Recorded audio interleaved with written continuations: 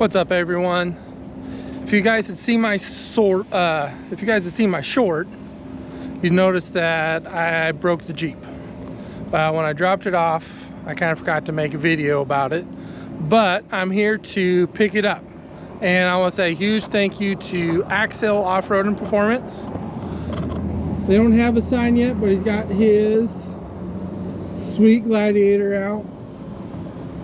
So they're up here in Edmond, Oklahoma. He's got the Jeep out over there.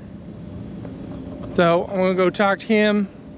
It's been kind of a pain. The Terraflex rear axle housing is definitely a lot different than kind of your standard 60, 14 bolt, anything else, just with the high pinion and how everything is. So definitely a unique style thing. So we're gonna go talk to him. So here's the damage, a little bit on the pinion. Amazingly, the pinion's not so bad. It's all in the ring, but it is chewed real bad. A piece is missing all over the place. But as you can tell, they stay hooked up and they are busy.